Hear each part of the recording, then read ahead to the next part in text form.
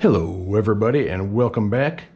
If you have watched any of my previous unboxing videos, then you may have noticed that I was torn about whether or not to use this free Octo I got as part of the 4th of July sale with the purchase of my new primary regulator.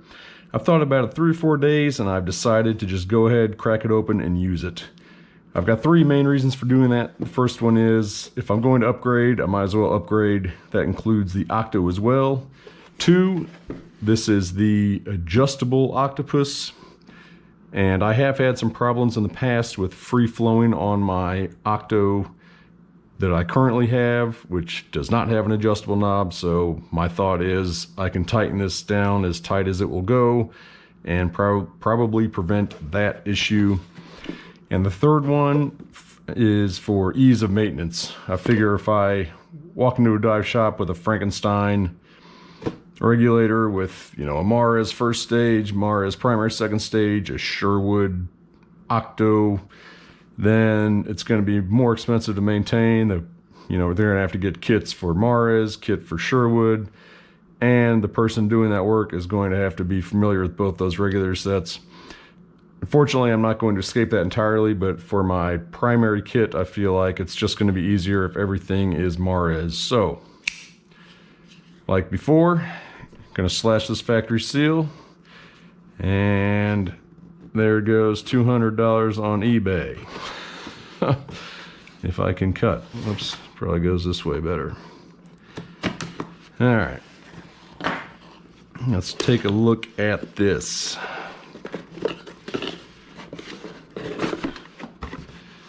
All right, there it is, as advertised. Get this box out of the way. Yeah, I really need to go through and read all this paperwork and register all these items. And that's it. Not a whole lot to look at here, I suppose. You can see the dual adjustable on the top. As advertised, the adjustable knob on the side, so that is counterclockwise for positive, or for,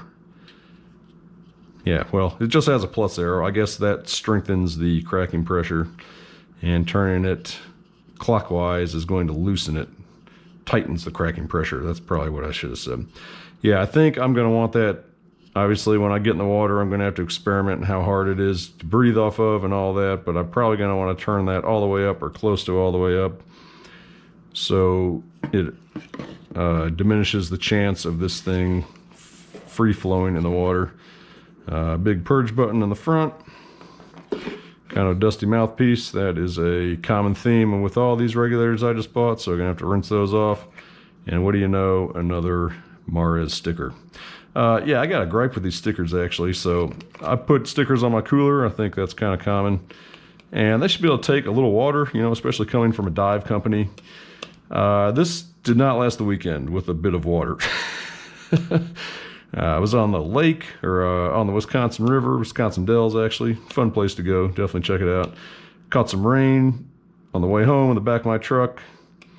And actually, no, it was even before the trip ride home.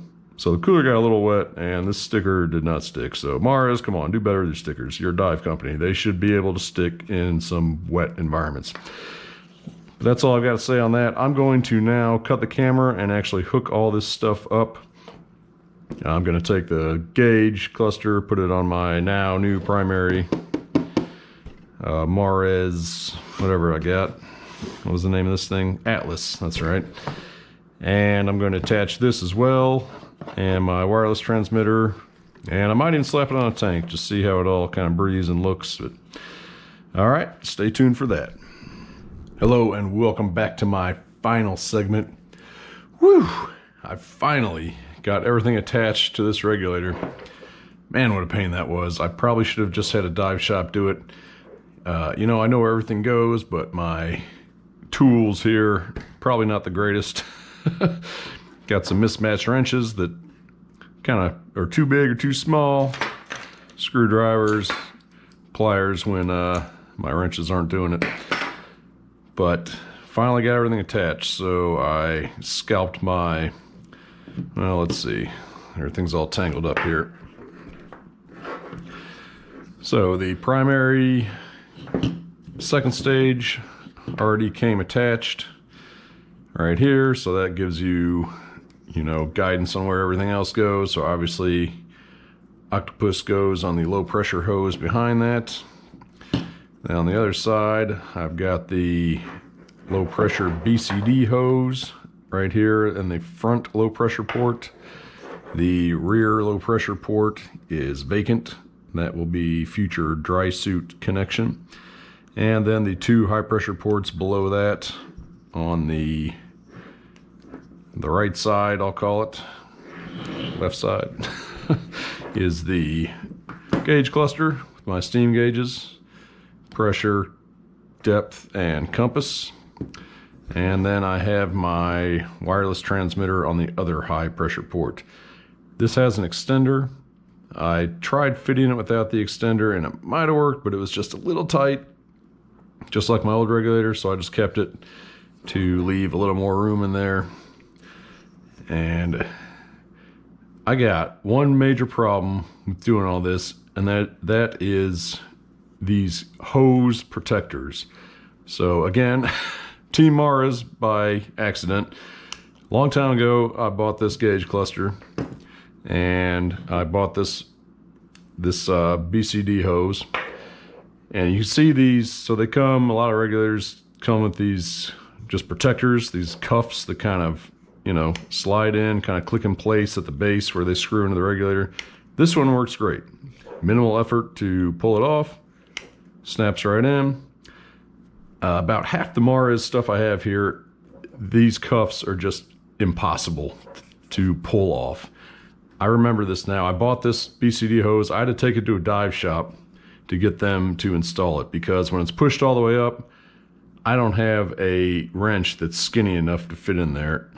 You can see kind of, well, maybe you can't really see it, but you see if this wrench were to fit, the head is on the cable or on the hose protector here, so you got to pull that off before you can fit the wrench on there. Easy peasy when this pulls off. For the BCD and the Octo I bought here, can't put them, I could not pull them off. I tried and I tried. I ended up finally having to get 3 of these tiny screwdrivers, the other ones off camera, just wedge in there and pry this sucker off. Had to do it for the BCD hose, had to do it for the Octo. Would have had to do it for this one if it wasn't already attached. I don't think that one comes off easy. Yep. And I mean, come on, Mars, what's the tolerance on these things? You got to make it easier than that. That's a huge disappointment. I was halfway kidding about the stickers. I don't know what the deal is with these. Maybe I'm doing it wrong. Maybe you need a tool, but I just don't see why they got to be so difficult to pull on and off. I don't want to snap this back on because I'm going to have to pull out my screwdrivers to pry it off again.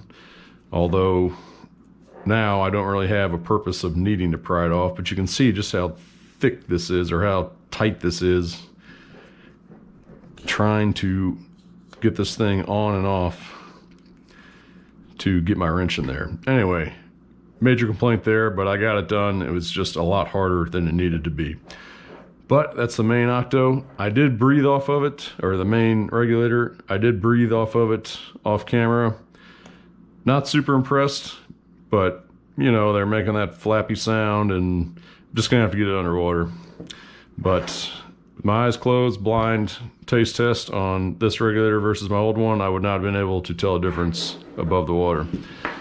And here is my new plan, or my plan for my redundant air supply. So this is my old regulator, all sealed up now except for this Octo, and I need to get a pressure gauge for this also. But this I want to put on a redundant air supply and have it come over my left shoulder instead of my right, which is why I wanted the ambidextrous second stage. And if I don't like that, maybe I'll give it a try on the left side. It should work either way. But I guess that's about it. Oh yeah, this one. See, look at this. That one I can pull off. It's difficult. I don't know why they make these things so hard. You must need a tool that I don't have or am missing, but please let me know in the comments if you know. But I guess that's about it. Oh no, Tay-Tay took a tumble. She just got bored with my yammering and fell asleep. So I assume you all are in a similar state, so I'm going to go ahead and shut up now. Thanks for watching. If you see anything I did wrong or something I need to improve on, please let me know. Y'all get under those waves and enjoy it. See you next time.